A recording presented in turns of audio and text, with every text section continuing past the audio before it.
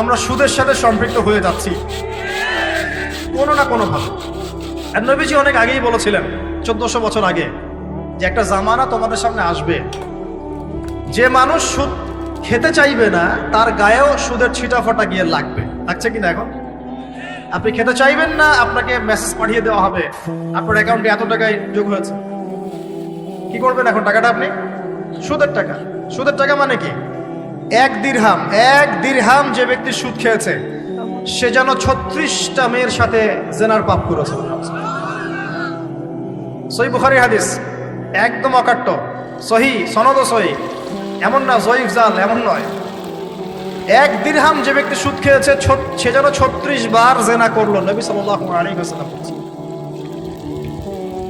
আর এই হাদিস তো আপনারা জানেন যে সুদের পাপের 73টা শাখা আছে। নিচের শাখা হচ্ছে মায়ের সাথে জেনা করা, মাকে বিয়ে করা, আর উপরের শাখা হচ্ছে আল্লাহ এবং তার রাসূলের সাথে যুদ্ধ করা। এগুলো অবলীলায় করছি আমরা। আর নবীজি বলছেন 4 শ্রেণীকে আমি অভিশাপ দিয়ে গেলাম। আল্লাহর নবী অভিশাপ দিয়ে গেলেন মানে সে জাহান্নামে যাবে, কোনো অবস্থাতেই জান্নাতে যাবে না। ইল্লা মাশা আল্লাহ। 1, যে সুদ খায়। 2, যে সুদ দেয়। 3, সাক্ষী থাকে। 4, লিখে রাখে। এখন বলেন এই সিস্টেমের বাইরে কতজন মানুষ আছে? এর বাইরে আবার আছে যাকাত না দেয়া, সম্পদ হারাম হয়ে যাচ্ছে।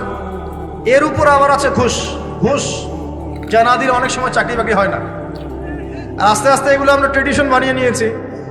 এক সময় আমরা, শোনেন, এটাকে বলা হয় নিউট্রালাইজেশন, মানে স্বাভাবিকীকরণ। খুব কঠিন টার্ম বলে ফেলছি মনে কিছু। যেমন আগে ধর্ষণ হলে আমরা খুবই সোচ্চার